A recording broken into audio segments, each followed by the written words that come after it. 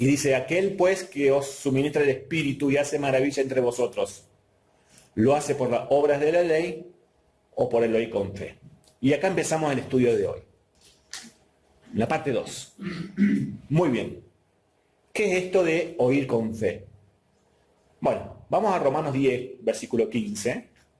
Yo lo tengo acá, así que si quieren no lo buscan, pero si quieren buscarlo. Dice, ¿cómo predicarán si no fueran enviados? Como está escrito, y este es el coro que cantamos, que está en Isaías, cuán hermosos son los pies de los que anuncian la paz, de los que anuncian buenas nuevas.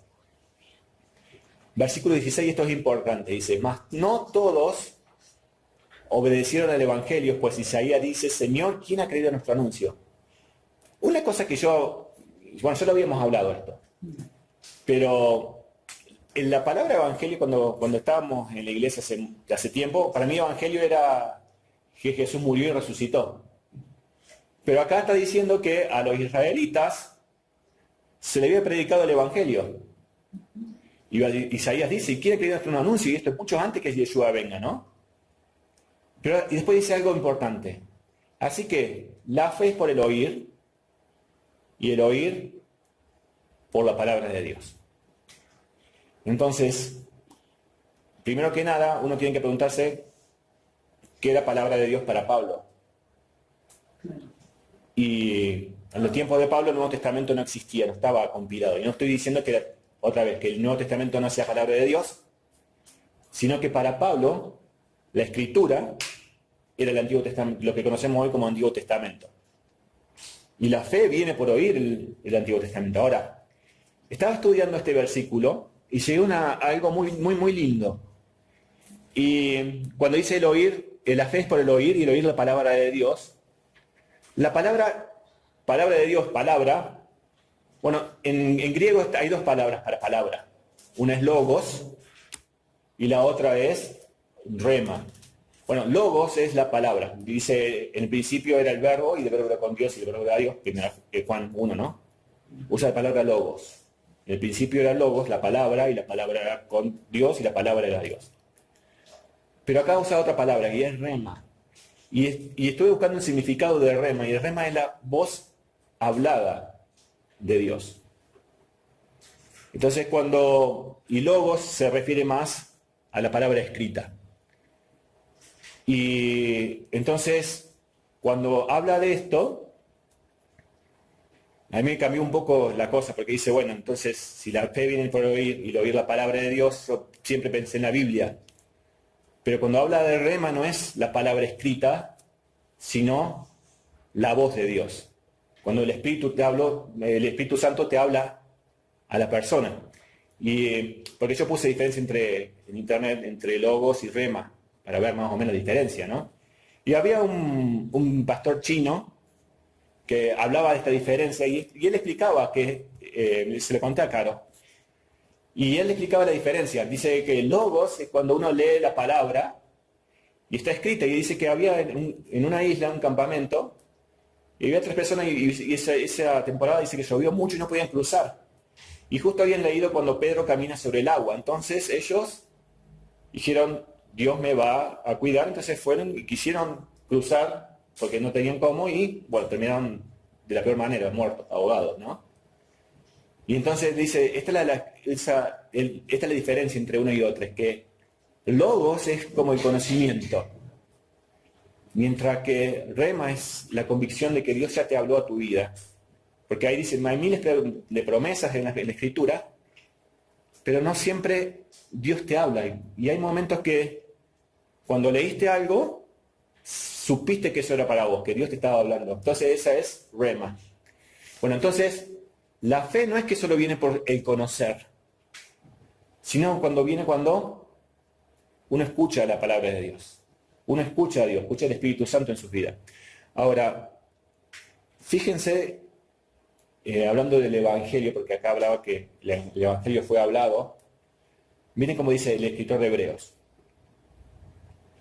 ¿Y con quiénes estuvo él disgustado 40 años? ¿No fue con los que pecaron, cuyos cuerpos cayeron en el desierto? ¿Y con quienes juró que no entrarían a su reposo, sino con aquellos que desobedecieron? Y vemos que no pudieron entrar a causa de su incredulidad. Y yo acá subrayé desobedecieron, incredulidad, porque fíjense cómo pone el escritor de Hebreos este paralelo, que es lo mismo desobedecer que ser incrédulos. O sea que cuando uno desobedece, no tiene fe. Y cuando uno tiene fe, porque ahora vamos a hablar del tema de la fe, ¿no? Obedece. Y sigue diciendo, temamos pues, no sea que permaneciendo a una promesa de entrar en su reposo, alguno de vosotros parezca no haberlo alcanzado. Y acá dice lo mismo que dice Pablo en Romanos. Porque también a nosotros se nos ha anunciado la buena nueva como a ellos. O sea que a los israelitas en el desierto se le había anunciado la buena nueva. Dice, pero sigue diciendo, pero no les aprovechó el oír la palabra por no ir acompañada de la fe de los que lo oyeron. Y no fue acompañada porque no creyeron en Dios, por lo cual no actuaron de acuerdo a lo que Dios había dicho, desobedecieron y cayeron. Entonces eso fue contado como falta de fe. Ahora, ¿quién es el padre de la fe? Abraham. Abraham. Cuando Dios dice acá, Abraham creyó a Dios y le fue contado por justicia. ¿Cómo fue justificado Abraham? ¿Y por qué? ¿La fe en qué?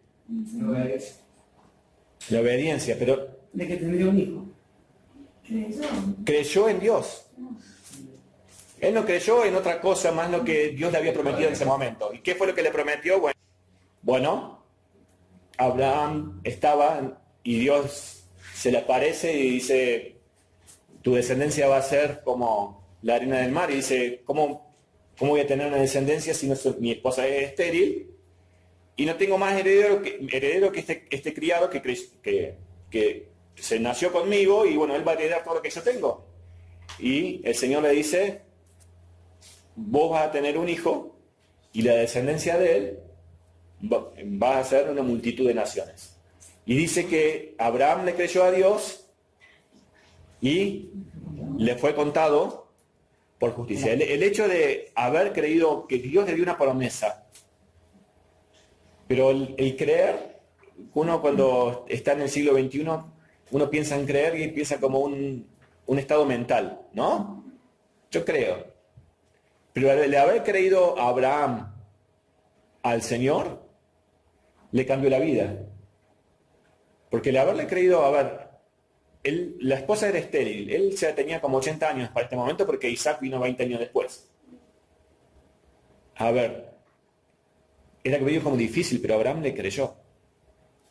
Y le debe haber creído de tal manera que cambió su manera de perspectiva.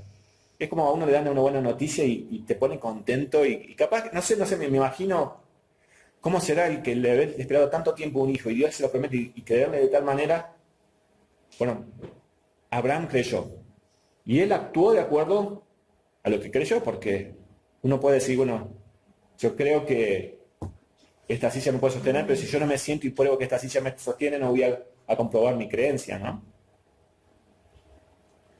Entonces, dice, aquel pues que os suministra el Espíritu y hace milagro entre vosotros, ¿lo hace por las obras de la ley o por el oír con fe? El oír la palabra de Dios con fe. Y Abraham escuchó la palabra de Dios. Dios escuchó cuando Dios le habló, ¿o no? Los israelitas, cuando Dios le da las 10 palabras, los 10 mandamientos, todos los israelitas escucharon la voz de Dios. Todos escucharon la voz de Dios. Ni uno se quedó sin escucharlo. Y no quisieron seguir escuchando, así que Moisés sube a la montaña y ahí recibe el resto de la ley. Pero todos escucharon. Y ellos no respondieron con fe de acuerdo al llamamiento que habían tenido. Ahora, bueno, Abraham creyó y le fue contado por justicia. Sabed, por tanto, que los que son de fe, estos son hijos de Abraham. Y la Escritura previendo que Dios había de justificar por la fe a los gentiles, dio de antemano la buena nueva a Abraham diciendo, en ti serán benditas todas las naciones. De modo que los de la fe son bendecidos con el creyente Abraham. Versículo 10 ahora estamos. Porque todos los que dependen de las obras de la ley están bajo maldición. Pues escrito está, maldito todo aquel que no permaneciera en todas las cosas escritas del libro de la ley para hacerlas. Bueno, entonces, paráfrasis cristiana diría, si obedeces la ley estás bajo maldición. Porque acá en Gálatas 3:10 dice que estás bajo maldición si vos obedeces la ley. Y bueno, yo por mucho tiempo creí que los que obedecían la ley estaban bajo maldición. Y lo más irrisorio es que si uno se pone a pensar, David estaba bajo maldición, Salomón estaba bajo maldición, el profeta Elías estaba bajo maldición, Eliseo estaba bajo maldición, porque todos guardaban la ley. Juan estaba bajo maldición, el Bautista. Y es decir que Dios maldijo al pueblo cuando Dios le dio la ley.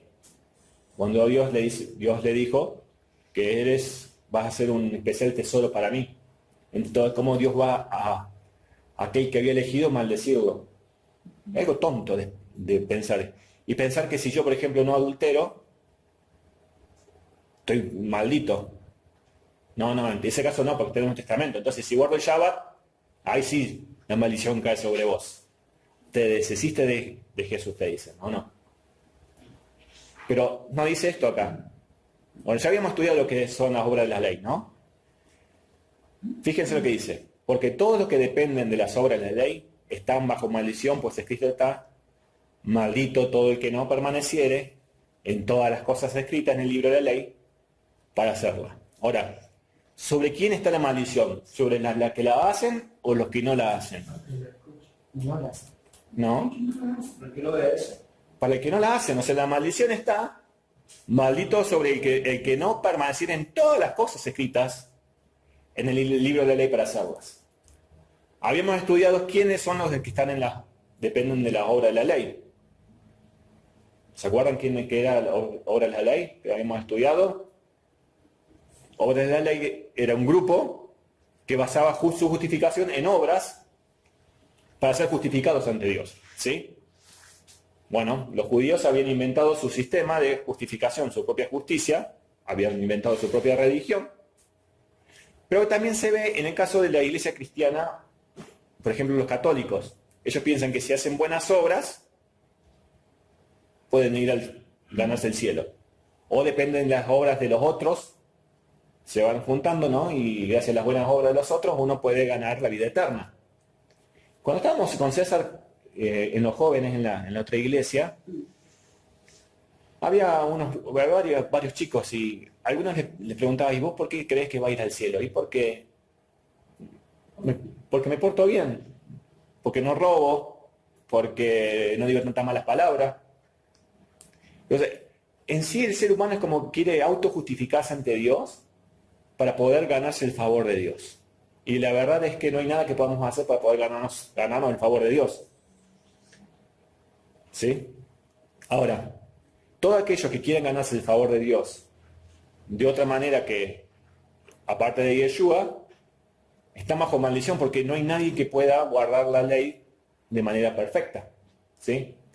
Ahora, está citando Deuteronomio 27-26. Y quiero que ustedes me digan ¿cuál es la diferencia entre lo que dice Pablo y lo que dice realmente Deuteronomio 26? Ahí está. ¿La leen todos? Pablo dice, maldito todo aquel que no permaneciere en todas las cosas escritas en el libro de la ley para hacerlas. Y Moisés dice, maldito todo el que no confirmare las palabras de esta ley para hacerlas, y dirá todo el pueblo, amén. Permanecer y confirmar. No, pero es más o menos lo similar. Es lo mismo. No dice lo mismo. Ahí sí. No dice que no permaneciera. No. Dice, Pablo dice, todas las cosas escritas. Y Moisés no dice todas las cosas escritas. Todas las palabras de esta ley para hacerla. Porque los judíos que tenían en su momento, la ley oral. La ley oral no estaba nada escrito. Y los judíos decían que era pecado y que no era pecado. ¿Sí? Pero Pablo por eso hace énfasis en todas las cosas que están escritas en el libro de la ley. ¿Sí? Pero fíjense, quería resaltar algo, que cuando Dios pone esta maldición, dice, bueno, si no hacen todas estas cosas van a ser malditos, no es que Dios se la impuso al pueblo, sino que el pueblo dirá amén. Y todo el pueblo dice que después subió al monte, dijeron esta palabra y todo el pueblo dijo amén. Sí, el pueblo confirmó las palabras que Dios había hecho, se había puesto responsable ante Dios, ¿no?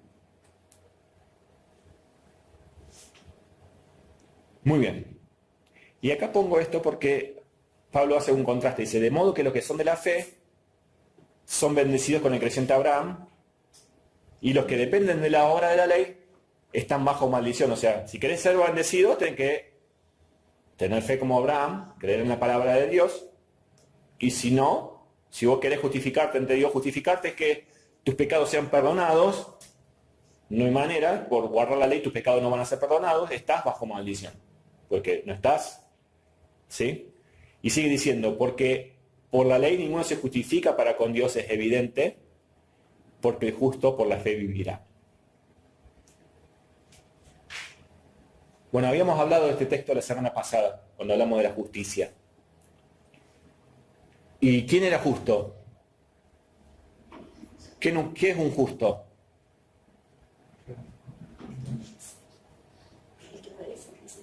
Vamos, vimos en el diccionario inclusive que la definición de justo en el griego y en el hebreo, vimos las dos cosas. Justo es aquel que obedece mandamientos divinos. Esa es la definición de justicia en griego y en hebreo. ¿Sí? Un justo. Ahora, que seamos justificados ante Dios es otra cosa. O sea, porque muchos pueden caminar justamente haciendo cosas justas, pero eso no te va a justificar ante Dios por tus pecados. ¿Sí? Entonces, porque las personas no pueden nadie ser totalmente justos. no hay nadie que... Por eso dice que no hay justo. A eso vamos a llegar ahora. ¿Sí? Porque es lo que quiere Pablo llegar ahora. Fíjense. Pero acá Pablo cita a Habacuc 2.4. Dice, confíen en sí mismos y su vida... Mira a los orgullosos. Confíen en sí mismos y su vida están torcidas. Pero el justo, y acá puse la traducción, la nueva traducción viviente, dice, pero el justo vivirá por su fidelidad a Dios. Porque acuérdense que fe es igual que fidelidad. No podemos, en la Biblia, no es solamente creer, sino es creer y actuar de acuerdo a lo que nosotros creemos. ¿Sí? Abraham tuvo fe en Dios y actuó de acuerdo a lo que Dios creía. Y fe y fidelidad se usan intercambiablemente, porque cuando Dios dice que Dios es fiel, usa la misma palabra emuná, por ejemplo, en el hebreo, que para cuando nosotros tenemos fe para con Dios. Emuná es fe o fidelidad. Y en el griego, en el Nuevo Testamento, que es pisteos, también es fe o fidelidad de lo mismo. Pues son las mismas palabras. Entonces acá hace como un contraste a Habacuc, dijimos que los que confían en sí mismos, los orgullosos confían en sí mismos ante Dios, y su vida están torcidas. Pero los justos, por su fe y su fidelidad, vivirán, es lo que dice Habacuc. Ahora, cuando Pablo trae estas palabras, no puede cambiar el significado de lo que ya estaba dicho antes, con anterioridad. O sea, va a tener el mismo significado de lo que tenía en Habacuc, cuando Dios se lo dice a Habacuc, porque esto son palabras de Dios, se lo dice a Habacuc, tiene que tener el mismo significado que cuando Pablo las menciona, que cuando Dios lo dijo por primera vez a Habacuc. Y Pablo la menciona muchas veces. Y siempre tiene el mismo significado. Y dice, y que por la ley ninguno se justifica para con Dios es evidente, porque el justo por su fidelidad vivirá. Pero lo que Pablo quiere llegar, básicamente es lo que decía recién Ana. Porque Pablo dice, bueno, está bien, el justo va a vivir por su fidelidad. Y sigue diciendo, y la ley no es de fe, sino que quisiera esta cosa vivirá por ellas. Y yo lo que yo veo, lo que Pablo quiere decir es lo que dice Romanos, y esto vamos a ir todos juntos. Romanos capítulo 3. Está diciendo, bueno, sí, está bien, el justo por la fe vivirá. Pero, dice en capítulo 3, versículo 10. ¿Cómo está escrito? Romanos 3:10. No hay justo ni aun uno. No hay quien entienda, no hay quien busque a Dios. Todos se desviaron, a unas se hicieron inútiles. No hay quien haga lo bueno, no hay quien ni siquiera uno. Sepulcro abierto es su garganta. Con su lengua estafan, veneno de áspides hay debajo de sus labios. Su boca está llena de maldición y amargura. Sus pies se apresuran para derramar sangre, quebranto y desventura hay en sus caminos. Y no conocieron camino de paz. No hay temor de Dios delante de sus ojos. Está citando acá varios salmos, ¿no es cierto? Pero sabemos que todo lo que dice la ley, pero sabemos que todo lo que dice la ley, lo dice a los que están bajo la ley. Y ya estudiamos que estar bajo la ley es estar bajo la condenación de la ley. ¿Sí? Para que toda boca se cierre y todo el mundo quede bajo el juicio de Dios, porque todo el mundo pecó. Todo el mundo quebró la ley. Entonces,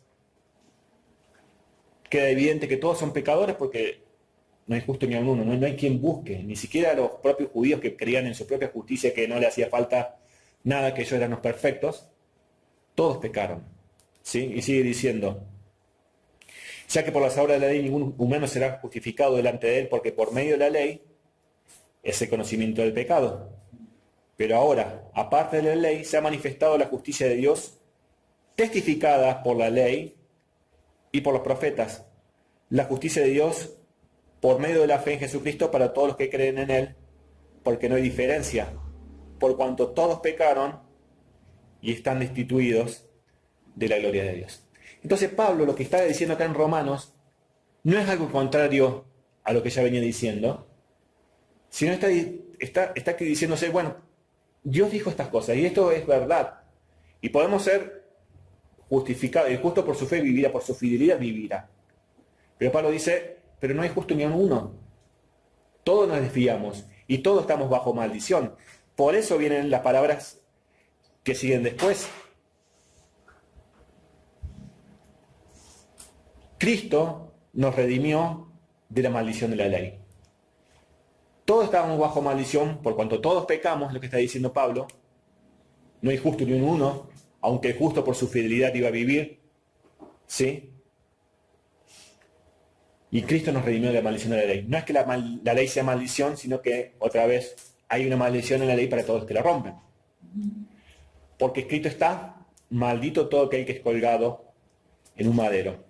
Y cuando estudiaba esto, ¿se acuerdan que decíamos para Pesach, para Pascua? Que cuando Yeshua estaba colgado, vinieron porque venía un Shabbat alto, ¿no es cierto? Y venía el Shabbat del Pesach, de la Pascua, entonces tenían que bajarlo antes que empiece el Shabbat. Pero en realidad a Yeshua no lo bajan porque ya venía el Shabbat de la Pascua, sino porque en la Torah, en la ley, hay una ordenanza que si alguno va a ser colgado, por algún pecado que merecía ser colgado, no podía quedar toda la noche colgado, sino tenían que descolgarlo. ¿Sí? Entonces, fue maldito, sí, pero a Yeshua lo bajan, cargó con la maldición de todos nosotros, pero lo bajan porque hay una ordenanza que nadie podía quedar colgado toda la noche en un madero, ¿sí? Porque si no la tierra quedaba contaminada. Para que en Cristo Jesús la bendición de Abraham alcanzase a los gentiles, a fin de que por la fe recibiésemos la promesa del Espíritu Santo. Por la fe recibiésemos la promesa del Espíritu. Recordémonos que cuando hablamos de fe, si bien Pablo acá habla de fe como de confiar en Dios, acordémonos que también fe, una fe sin obras, es muerta. O sea, fe sin fidelidad no es fe. ¿Sí? Bueno, muy bien. Versículo 14. Ese se lo leímos. Versículo 15. Hermanos, hablo en términos humanos. Un pacto, aunque sea de hombre, una vez ratificado, nadie lo invalida ni le añade. Muy bien, en Génesis 15, cuando Dios se le aparece a Abraham y le promete que iba a tener una descendencia, y Abraham es declarado justo, Abraham le hace una pregunta al Señor y le dice, ¿y en qué conoceré que vos vas a cumplir esto? Y Dios le dice que tome un becerro, una paloma y otro animal que no me acuerdo y lo parta al medio. Y Abraham lo hace y se queda ahí sentado. ¿Y qué pasó? Abraham se empezó a quedar dormido. Y cuando más o menos se despierta, ve que una antorcha caminaba entre las mitades de los animales. Ese que caminaba sabemos que era el mismo Señor. En los antiguos pactos que se hacían, se cortaban los animales en dos y caminaban entre ambos por las mitades, diciendo que si nosotros no cumplimos nuestro pacto, vamos a quedar como estas mitades, nos van a partir en dos, ¿sí? Pero en este caso, la promesa no fue un convenio mutuo que Abraham acordaba algo y el Señor acordaba algo, sino que ¿quién caminó entre las partes? Dios. Entonces, la promesa de parte de quién es. Es una promesa de parte de Dios. Y Dios le ratificó lo que le dijo, hizo un pacto con él. Que así como estos animales, yo hago un pacto con vos. Este pacto no es bidireccional, sino que es unidireccional. ¿Sí? Va en una sola cosa. Y es de parte de Dios hacia la humanidad, hacia ellos. Y Dios le hace una promesa. Ahora Pablo dice, una promesa no puede ser invalidada, y menos ahora, ni por humanos. Y esta promesa no lo hizo cualquiera, lo hizo Dios. Y dijo que en ti van a ser benditas todas las naciones de la tierra. Pero ahora hay una maldición. ¿Cómo si Dios bendijo, ahora hay maldición? Entonces Pablo está planteando esto. Puede ser algo contrario. Por eso dice, fíjense cómo dice. Versículo de 15, versículo 16. Ahora bien, a Abraham le fueron hechas las promesas y a su simiente. Y no dice, y a las simientes como si hablase de muchos, sino como de uno, a tu simiente, la cual es Yeshua. Y eso está en Génesis 22, 16. Y dijo, por mí mismo he jurado, dice Jehová, que por cuanto has hecho esto y no me has rehusado tu hijo, tu único hijo, de cierto te bendeciré y te multiplicaré tu descendencia como las estrellas del cielo y como la arena que está a la orilla del mar. Y tu descendencia poseerá la puerta de tus enemigos. En tu simiente serán benditas todas las naciones de la tierra, por cuanto obedeciste mi voz. Fíjense cómo ahora hace otro pacto Dios con Abraham. Y este pacto lo hace no porque Dios quiso ofrecerle algo, sino porque le hace un pacto con Abraham. La última parte. ¿Por cuánto? Hay una bendición en la obediencia. Y lo más hermoso de esto es que por esa obediencia de que Abraham estuvo a punto de sacrificar a su hijo, la bendición no era que cualquier cosa, sino que la simiente en la cual iban a ser benditas todas las naciones de la tierra iba a salir de él. Y esa simiente, dice acá Pablo, en Gálatas, es Yeshua. Entonces, miren la promesa. Capaz que Abraham no entendía bien con todo lo que Dios le había prometido, ¿no?